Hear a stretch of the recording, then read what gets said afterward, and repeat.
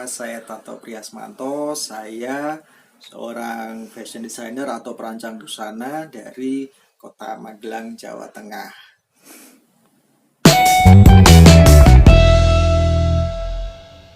Ya, saya mulai usaha sebagai seorang perancang busana itu kurang lebih tahun 2010 ketika saya ikut ajang Jogja Fashion Week tahun 2010. Nah, di situ saya mulai dikenal sebagai seorang desainer. Kalau latar pendidikan sebenarnya saya dari jurusan komunikasi di D3-nya di Universitas Gadjah Mada Yogyakarta, dan saya mengambil S1-nya di Universitas Negeri 11 Maret Surakarta. Kalau bidang desain atau fashion itu sebenarnya dari SMP saya sudah ada minat, tapi belum tahu akan melanjutkan pendidikan yang berhubungan dengan desain kemana. Jadi selama ini saya belajar desain itu hanya otodidak. Jadi belajar sendiri, saya beli buku-buku, saya pelajari sendiri, membuat pola, kemudian juga menjahit juga belajar sendiri.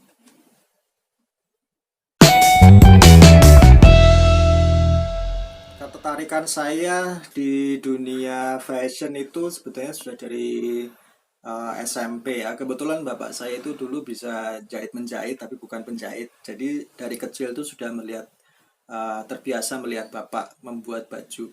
Nah, dari situlah kemudian saya punya pikiran suatu saat nanti saya ingin jadi seorang fashion designer. Tapi belum tahu nih apa menuju ke seorang fashion designer itu harus melalui tahapan seperti apa. Jadi saya semuanya hanya belajar sendiri, saya melihat majalah waktu itu, kemudian juga saya membeli buku tentang jahit menjahit, cara membuat pola, kemudian saya belajar menjahit sendiri juga, dan akhirnya suatu saat ada klien saya yang minta dibuatkan baju dan memaksa saya untuk membuat baju kebaya. Jadi dari situlah saya memulai jahit menjahit, yaitu membuat kebaya. Kalau ketertarikan saya sebenarnya dari awal itu memang membuat baju kebaya ya. Tapi sekarang atas permintaan pasar saya banyak membuat gaun dan juga baju muslim dan juga baju pria. Untuk profesi saya sebagai seorang fashion designer ini tentu saja sudah banyak orang yang kenal, dan saya sudah beberapa kali terlibat untuk memsponsori beberapa kegiatan pageant atau seperti pemilihan putri-putrian seperti Putri Indonesia, Putri Pariwisata, Miss Earth sampai ke Jakarta, bahkan sampai ke internasional.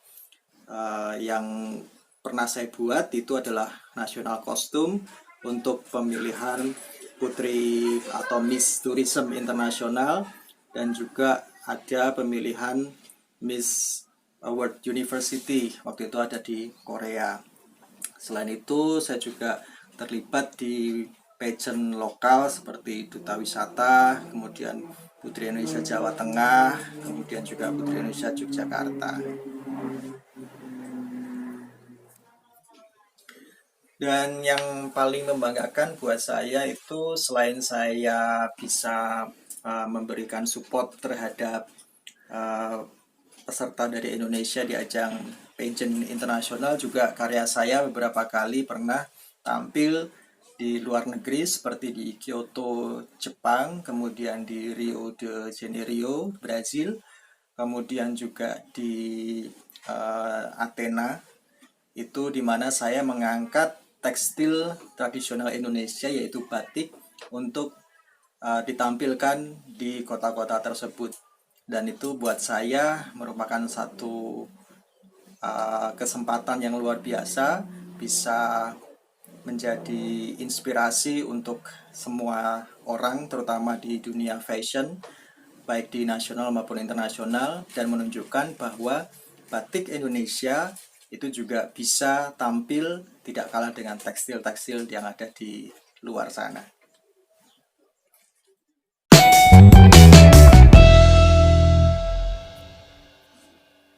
Ya, untuk menjadi seorang fashion designer itu tentu ada banyak jalan, seperti kata orang, banyak jalan menuju Roma. Sementara kalau saya sendiri menjadi seorang fashion designer ini tidak melalui pendidikan formal karena saya tidak punya basic kursus jahit atau sekolah desain sama sekali. Yang saya pelajari semua hanya dari uh, buku-buku ataupun saya bertanya kepada yang sudah lebih dulu menjalani profesi sebagai seorang fashion designer. Awal saya mulai usaha ini sebenarnya boleh dibilang tanpa modal, karena modal saya hanya mesin jahit warisan dari nenek saya. Kemudian modalnya awal itu hanya uang 50.000 untuk beli perlengkapan jahit menjahit ya, seperti benang, kemudian beli manik-manik gitu. Awalnya saya hanya membuat aksesoris seperti tas pesta yang saya jual ke pasar-pasar, saya jual ke tetangga. Nah, dari situ sedikit-sedikit keuntungan saya tabung untuk membeli perlengkapan yang lain seperti mesin obras, kemudian tambahan mesin jahit dan lain-lain. Nah, karena berjalannya waktu, otomatis nanti kita akan ada banyak pengalaman juga, skill kita akan bertambah.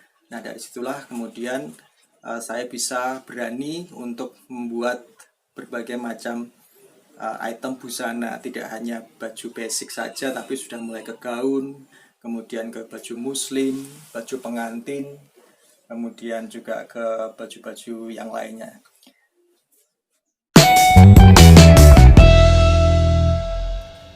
Dan di tengah pandemi COVID-19 ini tentu saja banyak sektor kehidupan yang berpengaruh. Demikian juga dengan profesi sebagai seorang perancang busana pasti juga ada imbasnya.